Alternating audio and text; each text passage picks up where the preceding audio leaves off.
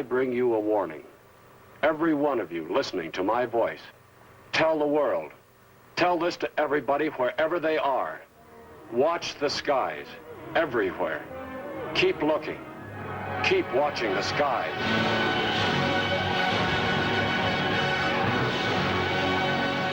I think science fiction is the greatest exercise for the brain. It is just, it just is like Pilates for the brain, you know? It really stretches your beliefs that anything is possible. And the reason I'm so interested in science fiction is because I have this overactive imagination, and I've always believed from childhood that anything is possible, but only science fiction can let you go there. I'm a strong believer that if you can imagine something, you can make it real. And well, one thing movies do, in science fiction in particular, is that it re-allows you to see something, so it comes into your imagination. I loved cinema inordinately, to the extent in those days you could sit down, you could go in at 2 and you come out at 10. So and you weren't turfed out with a person with a torch saying, "Oi, get out," you know? As the lights went up, I would just sit and wait, or I'd go and get an ice cream and wait, and I'd see it 3 times a film. There are so many films, science fiction films, that I saw as a kid and as a teenager that have just left indelible images. I can just go to that file and flip through it and see those pictures as if I had just seen it yesterday. The atomic age ushered in the first great age of movie science fiction. When you come through the Second World War, you've got a very specific enemy. You know what that enemy is. It's there for all the wrong reasons, and it should be prevented, okay?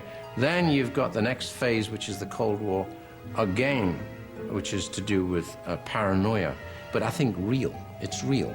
Movies started to nip into that. But no matter where they go or what they do, they always try to remember what to do if the atom bomb explodes right then. It's a bomb, duck and cover. I would have to say that there was a certain amount of anxiety about that. I mean, I grew up right in the very heat of that. And we did the duck and cover drills all the time. We were always hearing about building fallout shelters, about the end of the world. Kind of issues were always going on. How many bombs were being built? The Cold War was very in the media.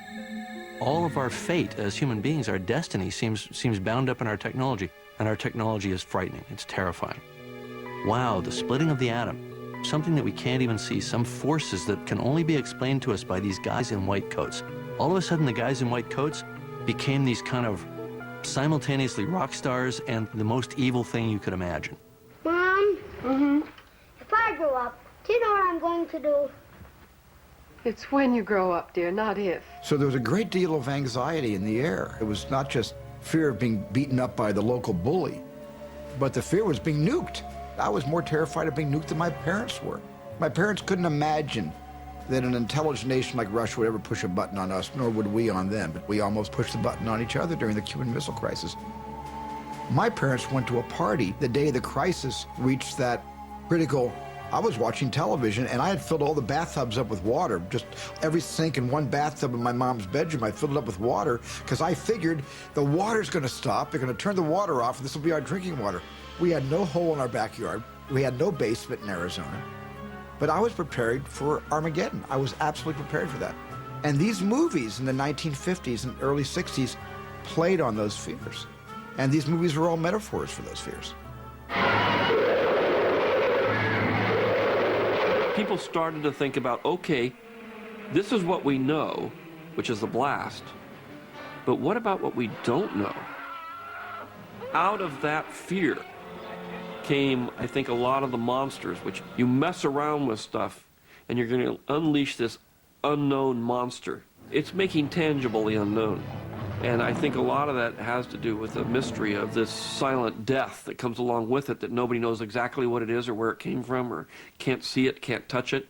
Well, let's make it easier to deal with by making it a giant monster that looks sort of like a dinosaur that we can actually look at and then shoot guns at and stuff and try to cope with.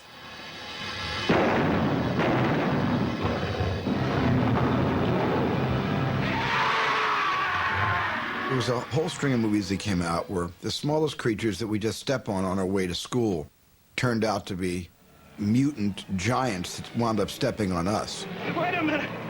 What are you doing out here, honey? Honey, What's your name? That little girl they find wandering the desert, and she's just absolutely in shock, in a complete state of shock, and they try to get her to speak, and she won't, and finally she hears that really great sound effect that the ants made. It was from a distance, that kind of chirp, that constant.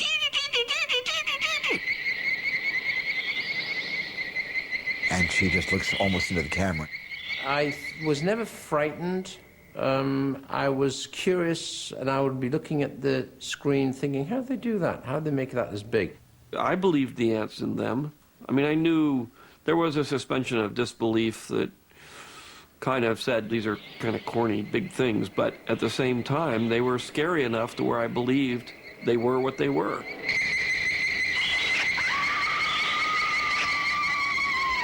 And Edmund Gwenn came on the screen, I said, oh my God, there's Santa Claus, that's Kris Kringle, oh my goodness, Miracle on 34th Street. I was like, I couldn't believe he was in the science fiction movie. Get the antennae! Get the antennae! And so he brought credibility to the role because of the earlier picture he made. Get the other antenna! Get the other antenna! He's helpless without the... He was also the one that preached the gospel and gave the dire warnings to mankind and pointed his finger at mankind and said, we made this happen, we created this, we did this to ourselves. Species appears to be Camponotus fichinus. One of the family Formicidae. An ant. An ant? I don't believe it. It's not possible. Then this is what got Ed Blackburn and Gramps Johnson an arrest? Yes. A fantastic mutation. Probably caused by lingering radiation from the first atomic bomb. All these movies had some brainiac basically at some point or another saying, you know, we only have ourselves to blame for this. Unless these queens are located and destroyed before they've established thriving colonies and can produce, heaven alone knows how many more queen ants, man, as the dominant species of life on Earth, will probably be extinct within a year, Doctor. In the 50s, coming out of World War II, where every other guy walking around the street was a war hero for simply having survived the greatest action against evil that we could remember, you've got this lingering sense that the military saved us, that they're good guys, that they represent the best of us. And as the alien invaders, sometimes abetted by the scientists, sometimes created by the scientists, come in, it was always the guys with the tanks and the Tommy guns. The end of them, they're running around the sewers of Los Angeles with Tommy guns, shooting it out with the giant ants. Ants are good because it's a known quantity. As long as you make it reasonably credible. I mean, everybody knows what an ant looks like, and everybody knows what an ant would look like if it were big. So if you make it look reasonably like an ant, you're okay. When you get into aliens or monsters and everything, then there is an aesthetic question of, is this a good enough monster to be what it's supposed to be? Are we getting our monster's worth out of it? Here, the perfect fit. This will give you the full effect. You see? Lots of character in the tail, plenty of fright. Need a little puffing up, but it'll be all right. Of course, you got to visualize it in the lights. You got to use your imagination. Shoulder pads, straighten it right out. This will give you the effect. It'll be good. The secret is to not show the monster. The anticipation is greater than the reality, no matter what it is. When you have monsters from outer space or aliens, inevitably, when you finally show the monster, it's a disappointment. When you try to make that real with film, you have to make it exist at some point, some way, that the illusion is there, that what you're seeing. And that's always been a hard problem because it's really technical. And from Malaise on, it's been how clever are you to trick the audience into believing something that it can't possibly exist. The generality of feature films has been the world of plot and story. And therefore, the cleanest version of that is like a B science fiction movie where it's just nothing but plot. And then this happens, and then this happens, and then this happens. You barely get to know the names of the characters because they're just simply saying, okay, watch out, here we go, and then we're going to go over here, and I know they're going to be here by noon, and gosh, we only got 2 hours left. Hey, you can see them from here! One totally weird solution to the monster problem: make them as inanimate as they were implacable. Monolith Monsters is this quirky little film, obviously done on a Z budget.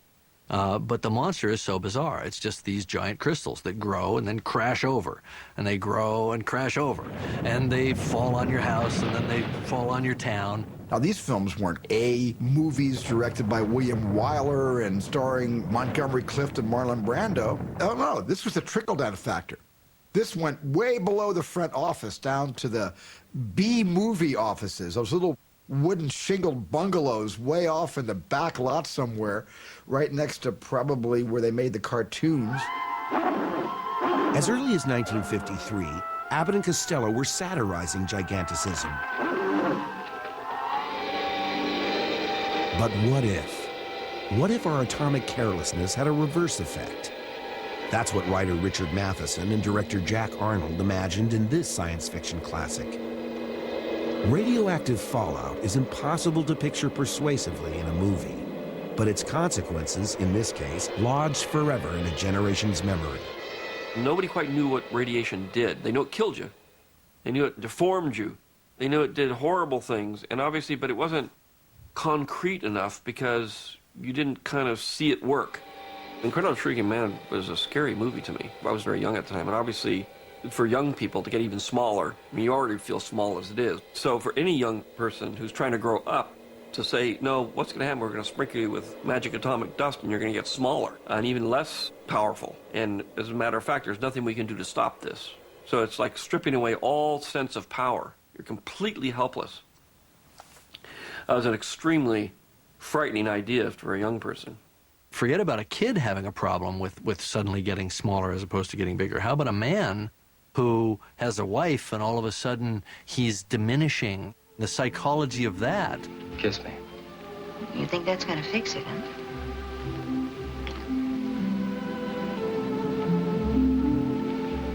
You didn't have to stretch. You used to stand on your toes when you did that. Why, you're talking feet.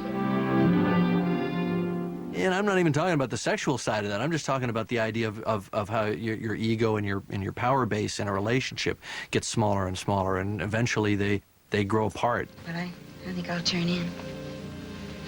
Come on. There. Coming to bed? Yeah, soon. Well, good night, then. Good night, Louise. The guy's house becomes this nightmarish place, and it's taking the familiar and turning it, and I think that's why it's so fascinating to people. Instead of science creating these giant monsters, it created a tiny guy, and now his cat becomes his mortal enemy. I remember the danger with the cat. And science fiction filmmakers use cats almost symbolically to portray how we feel inside about something we can't express. Cats' instincts are much better than ours, and cats are more finely tuned to the dangers that surround us, while people are sometimes dumb enough to let the danger come right into their bedrooms and kill them while they sleep.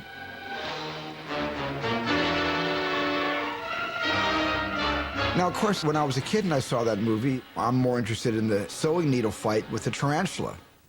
It was supposed to be a house spider, but I'm sorry, that was a tarantula.